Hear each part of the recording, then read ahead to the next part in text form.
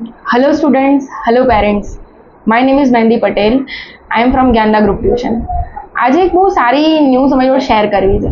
ઘણા બધા લોકો મને એવું કહે છે કે તમે લોકોએ કેમ આ ટીચિંગ ફિલ્ડ લીધી, તમારું જે બેકગ્રાઉન્ડ છે ફાર્મસી છે. એકચ્યુઅલી કોરોના ટાઈમથી જ આ ફિલ્ડ જોડે અટેચ થઈ ગયા હતા અને ધીમે ધીમે જે બચ્ચાઓ છે એની જોડે ફેમિલી જેવું અટેચમેન્ટ, બહુ બધી સ્ટોરીઝ છે. એમાંથી one of my favourite story છે એક સ્ટુડન્ટની જે ડિવાઇન બર્ડ્સની છે. એ છોકરી આથી 4 વર્ષ પહેલાં મારી જોડે 10th પાસ આઉટ થઈ.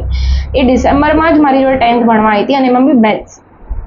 એ છોકરી આપણા ત્યાં ગુજરાતી હિન્દી તો ક્યારનું ભણતી હતી, પણ મેથ્સ માટે છેલ્લા ટાઈમે જોઈન થઈ. એ ટાઈમે મારી જોડે ટાઈમ એવો એડજસ્ટ થયો નહોતો કારણ કે મારી કોલેજ પણ જોડે ચાલતી હતી.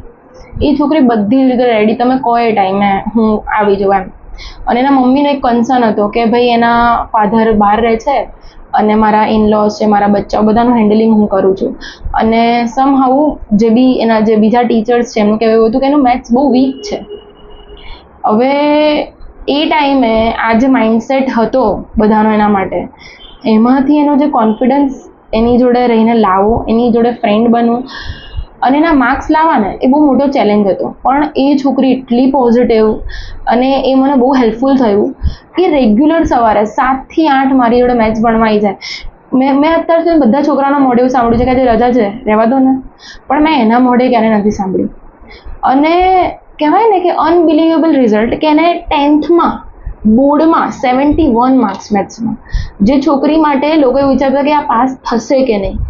અને ત્યાં તો એની જર્નીનું જસ્ટ સ્ટાર્ટિંગ હતું, બરાબર. એના ઘરવાળા મને આમ બહુ રિસ્પેક્ટ કરે છે કે ભાઈ તમારા લીધે, પણ સૌથી મોટી રિસ્પેક્ટ તો એની થવી જોઈએ કારણ કે એના પછી 11th-12th મેં એને નથી ભણાવી.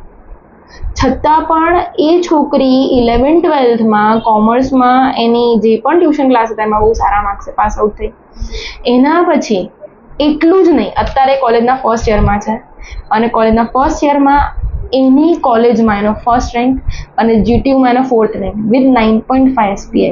અને એ છોકરી રિયલી એ બધા માટે રોલ મોડેલ છે કે જે લોકો એવું વિચારે છે કે અમારા અત્યાર સુધી નથી આવ્યા તો હવે શું આવવાના એમ. અને એવા સ્ટેન્ડર્ડમાં એ માર્ક્સ લાવી છે કે જેવા સ્ટેન્ડર્ડમાં લોકો એવું વિચારે કે હવે તો માર્ક્સ ઘટશે એમ. અને એને આટલા 4 વર્ષ થઈ ગયા મારી જોડે ભણે, છતાંય મને યાદ કરું કે તમારા લીધે આવું થયું કે એના બાની બી મને ફોન પર એટલી રિસ્પેક્ટફુલ વાત કરવી, એના કારણે કદાચ હું આ ફિલ્ડમાં રહેવા માંગુ છું. અને આવા એક નહીં, ઘણા બધા કિસ્સા છે. અને સાચું કહું તો એઝ અ ટીચર આપણું મેઇન કામ એમના કોન્ફિડન્સ જોડે વર્ક કરવું છે. કે જો બાળકનું કોન્ફિડન્સ આવી ગયું, એનું જે કહેવાય ને કે બોન્ડિંગ થઈ ગયું ને, તો ભણાવવાની મેથડ તો એને એમને સેટ થઈ જશે એમ. Thank you.